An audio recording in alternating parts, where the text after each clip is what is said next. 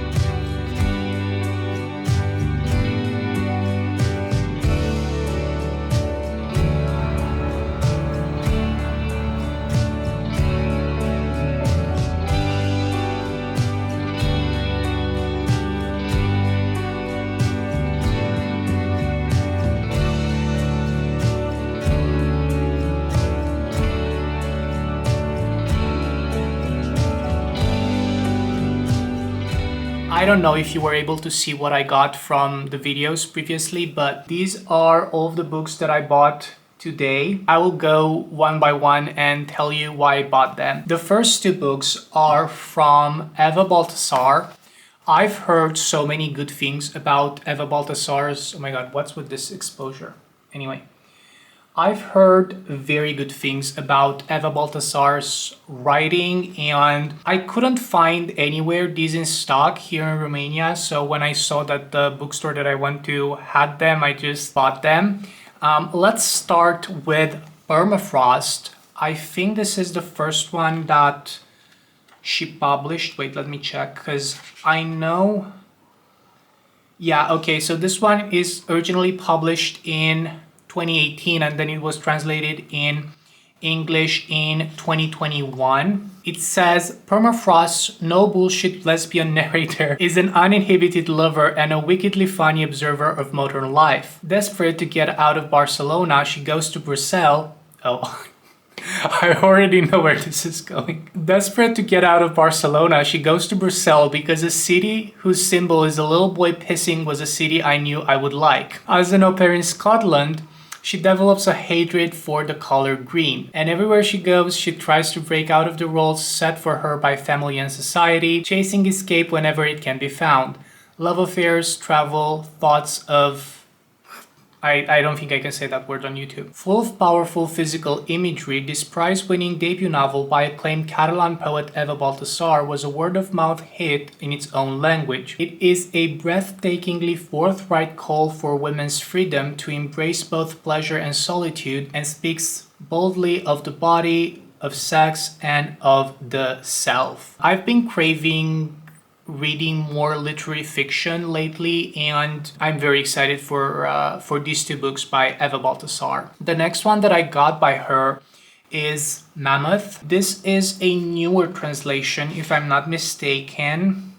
Yes, this was originally published in 2022 and then it got translated this year in 2024. It says, Mammoth protagonist is a disenchanted young lesbian. She's inexperienced, irritated of life, eager to gestate, and determined to strip everything else down to essentials. She seduces men at random, swaps her urban habitat for an insulated farmhouse, befriends a shepherd, nurses lambs, battles stray cats, waits table, cleans houses, and dabbles in sex work, all in pursuit of life in the raw. This small bomb of a novel, not remotely pastoral, builds to a howling crescendo of social despair, leaving us at the mercy of Eva Baltasar's wild voice. Again, very excited to read Eva Baltasar. And then the next two books that I got are both by Kingfisher. I also have on my TBR card for quite a while now Metal and Bone by Kingfisher, and I'm very excited to read this, potentially this fall. This one I got because I've heard, I think Carrie Can Read talks about this book a lot, and of Kingfisher in general, and everything that Carrie recommends in the fantasy space, I'm all for it. This is a retelling or reimagining of Edgar Allan Poe's The Fall of the House of Usher, and on the back it says, when Alex Eaton, a retired soldier, receives word that their childhood friend Madeline Usher is dying, they race to the ancestral home of the Ushers in the remote countryside of Ruritania. What they find there is a nightmare of fungal growths and possessed wildlife surrounding a dark, pulsing lake. Madeline sleepwalks and speaks in strange voices at night, and her brother Roderick is consumed by a mysterious malady of the nerves. Aided by a British mycologist and a baffled American doctor, Alex must unravel the secret of the House of Usher before it consumes them all. And then, also by Kingfisher, I bought the newest release, which is A Sorceress Comes to Call. They also had this book in a gorgeous hardcover version, but it was just double the price. And even though it had beautiful gold foiling on the actual hardcover, I just didn't see the point on paying double for the same book, so I just bought the standard paperback. It says on the back, Cordelia knows her mother is unusual. Their house doesn't have any doors between rooms. There are no secrets in this house. Cordelia isn't allowed to have a single friend, unless you count Falada, or Falada? It's... I don't know if it's focusing. Okay. It is... I guess it's Falada, right? Anyway, unless you count Falada, her mother's beautiful white horse. The only time Cordelia feels truly free is on her daily rides with him. But more than a few quirks sets her mother apart. Other parents can force their daughters to be silent and motionless, obedient, for hours on end. Other mothers aren't sorcerers. After a suspicious death in their small town, Cordelia's mother insists they must leave in the middle of the night, riding away together on Falada's back, leaving behind all Cordelia has ever known. They arrive at the remote country manor of a wealthy older man, the squire, and his unwed sister Hester. Cordelia's mother intends to lure the squire into marriage. Cordelia knows this can only be bad news for the bumbling gentleman and his kind, intelligent sister. Hester sees the way Cordelia shrinks away from her mother, how the young girl sits eerily still at dinner every night. She knows that to save her brother from bewitchment and to rescue the terrified Cordelia, she will have to face down a wicked witch of the worst kind. This is A Sorceress Comes to Call by Kingfisher. I'm very excited for this. Let me update you on the book that I'm currently reading. This is technically book number 98 for the reading challenge, even though, oh my god, technically I also started The Secret History by Donut Hart, but I really want to take my time with this one because it's just as big as my head, and I don't know if I will read it in this video, but I will try reading it in the month of September for sure. For Frankenstein, I have read 160 pages. I'm on chapter 18 and it has 244 pages. Ooh. The last illustration is gorgeous. This is the illustrated edition. It also features an introduction from Stephen King. Yeah, I think I will finish this today. I will see how much I can read until the day is over, because it's already 6:20 in the afternoon. I will update the vlog when I finish Frankenstein with my thoughts on this. Oh, also, when I paid for the books at the bookstore, they gave me 2 pins. This is with Lula Din's little library of banned books, and what a coincidence, because I just finished this book a couple of days ago. And also this one for Bata, not suitable for children under 36 months. I think I'm safe. Okay, that being said, 3 books for this video. See you either later today or tomorrow.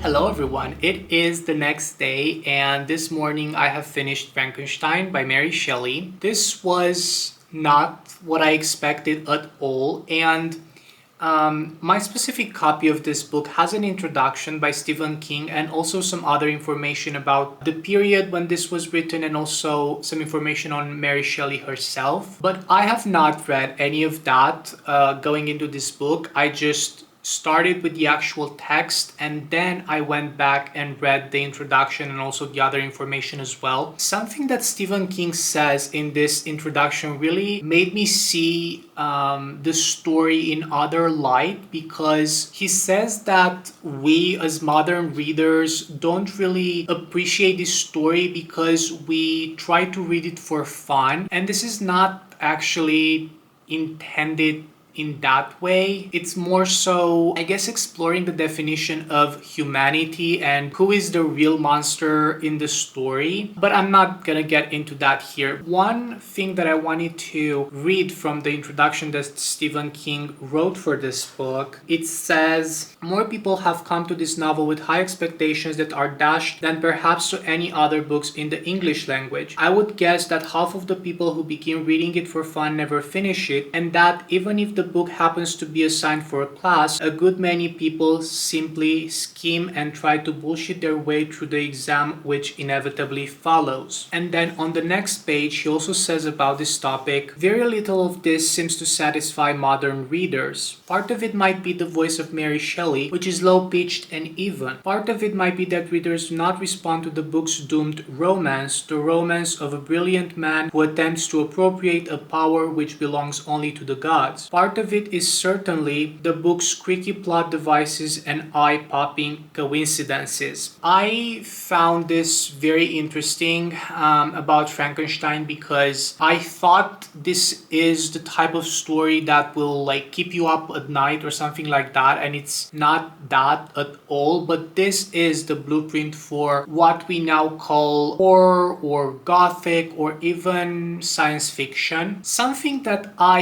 didn't know prior to reading this book, but now I do. All of my life, up until this point, I thought that Frankenstein is the name of the monster, and it is not. Frankenstein is the name of the creator of the monster, Victor Frankenstein, but the monster doesn't have an actual name in the book. Something very superficial about the copy that I have. The illustrations are absolutely stunning. This is just one of them. So yeah, this is Frankenstein by Mary Shelley. I am very happy that I finished this and that I finally read this one, because maybe now I can see where all of these genres came from, and maybe to appreciate it a bit more when I read something that stems from this type of story. Today I have also started Permafrost by Eva Baltasar. I didn't read that much from it, only 33 pages, because I had like another video to film, to edit, and to post today, and I felt kind of under the weather because it was gloomy all day, and even though it's still hot, like I'm wearing this hoodie just for the vibes, I don't know, it was one of those days where I didn't feel like reading that much, so I will try to read more of this evening. It's like a very short book, it has like 120 pages or so, so I will update you when I either read more of this or when I'm gonna finish it.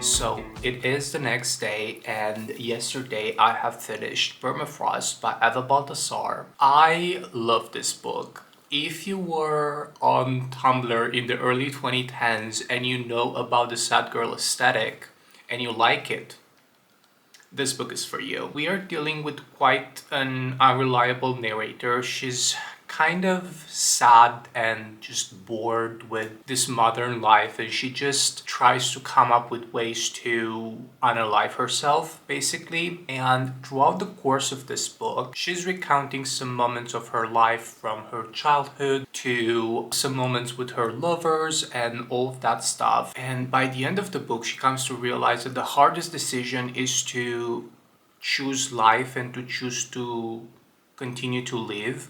It's very emotional and touching at times, but also very funny by how she's just observing her day-to-day life. I would say that maybe you shouldn't read this if you are currently not in a great mental space. What I found really interesting with this book, I always like to read translators' notes at the end of the book just to kind of see what they were struggling with when they were doing the translation and so on. And Julia Sanchez makes some great points, and I want to touch on some of those. In the translator's afterword, she says, translator and author Jennifer Croft once spoke of identifying the heart of a novel and how this can become a key to its translation. Like an octopus, I believe a novel has several hearts. Aside from its searching, one of the hard keys to Permafrost may be in the novel's dedication to poetry for permitting it. So this is how Eva Baltasar starts this novel, with this dedication to poetry for permitting it. And then Julia Sanchez goes into this whole explanation on how Eva Baltasar's writing is so lyrical and poetic in the original text in Catalan, because Eva Baltasar is first and foremost a poet, and how Julia Sanchez tried to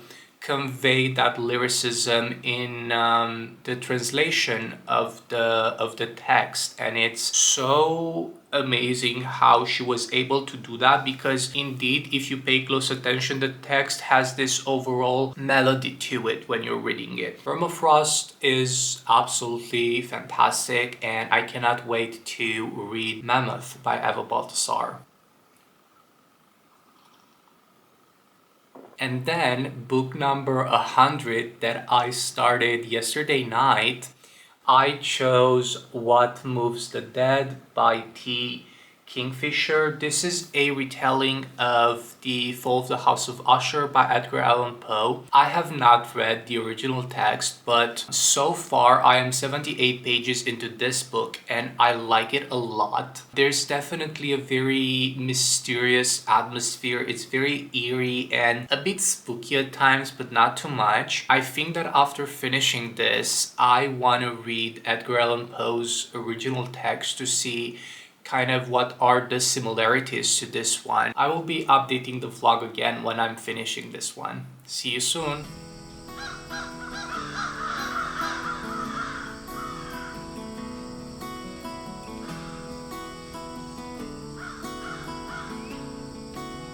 It is the next day. I have finished What Moves the Dead by T. Kingfisher, and I have officially completed my Goodreads reading goal that I set for this year of 100 books. Also, something that I forgot from last year, when you're marking your last book in the challenge as read, you get this confetti thing on Goodreads, which is kind of fun. In this one, we are following Alex Easton, who is a retired soldier, and when they receive a letter from their childhood friend Madeline Usher, she's basically saying that she's dying, so Alex goes to Madeline's house to see her. And the Usher house is located in this very weird and spooky place. Not spooky, but like eerie, I would say. You have this lake near the house that's glowing at night. It kind of seems like stars are reflecting into the water of the lake, but you don't have any stars because it's gloomy outside. Hares are just carrying themselves in like a really weird way, and when Alex tries to kill a hare, some strange things begin to happen. Madeline is sleepwalking at night and she's rambling these things that don't really make sense in the beginning. Before picking up this book, I just thought for some reason that it's going to be fantasy, and it is not. It is fiction and it falls into this horror genre. An interesting thing that I observed, Alex Easton is coming from a fictional place in the world of this book. They have their own language, and at the beginning of the book, Alex is explaining how their grammar and how their pronouns are working, and throughout the dialogue in the book, Madeline is actually using the pronouns that they have in this region where Alex is from. And I just thought that was a really nice touch on the part of T. Kingfisher. This was amazing. It is a pretty short book. It's like 170-ish pages. Yeah, 170 pages. If you want a quick read, especially for October, for the spooky season, I would highly recommend this one. This is What Moves the Dead. And now that I finally read my first T. Kingfisher book, I am so excited to start reading the other ones as well, because the writing is just top-notch. Also, speaking of Edgar Allan Poe, please hold. Today I have received a package. I have ordered the classic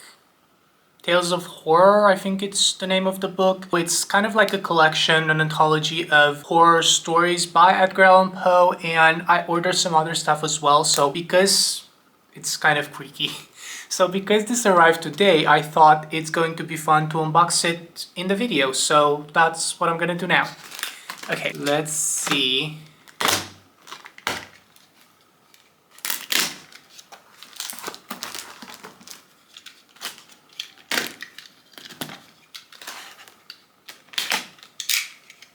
Okay, so in the first package, I'm actually not sure why they sent two packages because it was only one order, but let's see what's in the first one.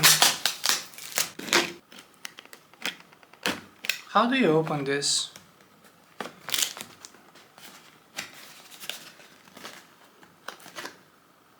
Oh my god.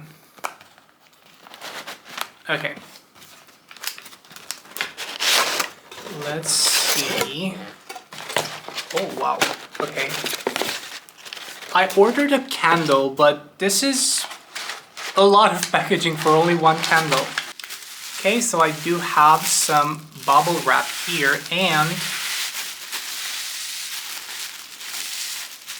yay, my candle! This is my favorite fall candle. It's called Melancholic Pumpkin, and I just love the smell of this.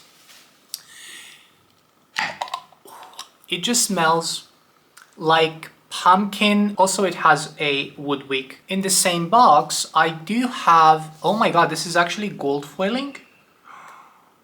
What? See, this is sometimes the joy of ordering online. First of all, look at how pretty this cover is. It's all gold foiling, and not only that, but it actually has like a gold foiled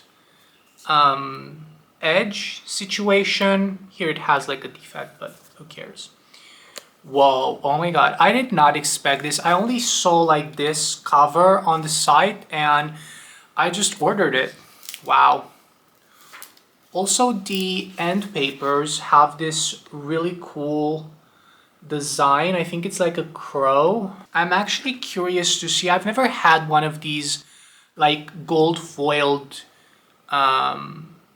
edges, so I'm really curious to see if this sparkle is going to fall out when you read the book. Let's actually read what it says on the back. Not for those of a nervous disposition, this chilling collection contains some of Edgar Allan Poe's best-known stories, including The Fall of the House of Usher and The Masque of the Red Death. Themes of guilt, fear, and revenge abound as the master of gothic horror transports readers into mysterious worlds, carries them on mysterious sea voyages, and investigates gruesome murders in the tales such as The Black Cat, The Pit and the Pendulum, and The Cask of Amontillado? Amontillado? I don't know if I'm saying that correctly. Exploring the hidden depths of the human mind, these are tales full of thrills and intrigue. I'm actually curious if... Oh yeah, you can remove this little thingy on the back. Okay, this is cool. And also the spine. This is Classic Tales of Horror by Edgar Allan Poe. And then I should have 2 more books in this big box. And oops, I should close this.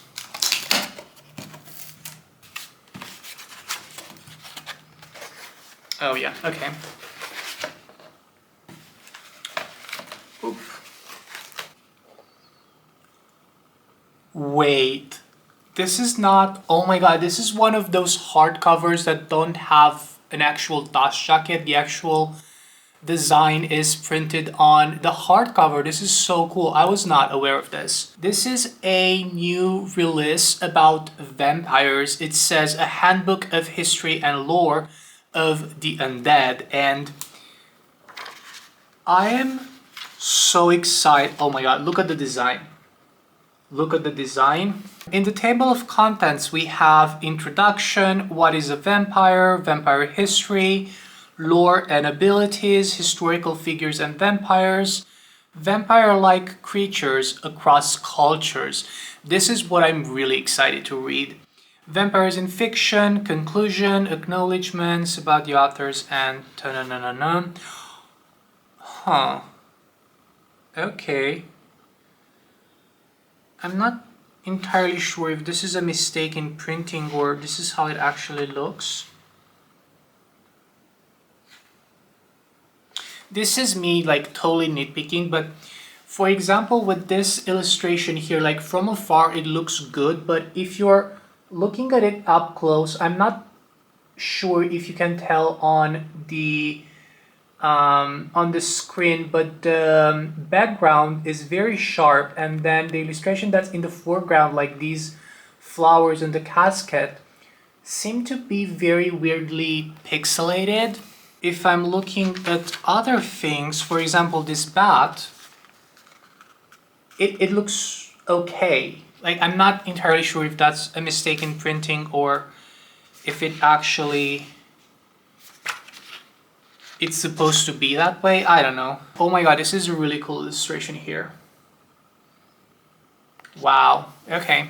Okay. On the back it says, throughout time and in all corners of the world, One supernatural being has plagued the human imagination like no other, the vampire. Stories abound of these nocturnal beings with an insatiable appetite for human blood or viscera, but how much do you know about them really? In this stunningly illustrated book, discover the fascinating history, folklore, and superstitions of these legendary creatures, including vampire abilities, vampires in global folklore, and suspected vampires.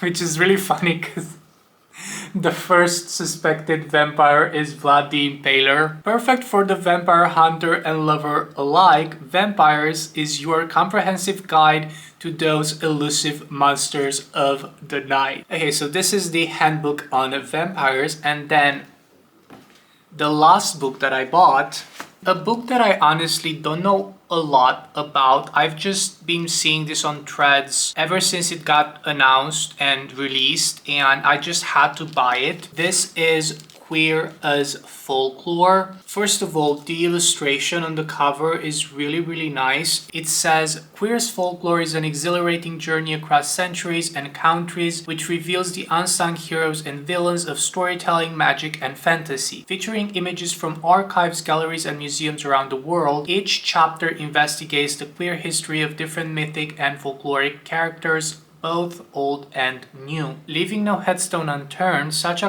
will take you on a wild ride through the night from ancient Greece to the main stage of RuPaul's Drag Race, visiting cross-dressing pirates, radical fairies, and graves of the queerly departed along the way. Queer communities have often sought refuge in the shadows, found kinship in the in-between, and created safe spaces in underworlds. But these forgotten narratives tell stories of remarkable resilience that deserve to be heard. To truly understand who queer people are today, we must confront the twisted tales of the past, and Queer as Folklore is a celebration of queer history like you've never seen before. This sounds amazing, and I'm not sure when I will get to this, but I'm very excited that I have it. So this is Queer as Folklore. This is the end of today's video. Thank you so much for watching. If you enjoyed this, please give it a like and maybe even consider subscribing if you want to. And I guess I'll see you in the next one. Bye everyone.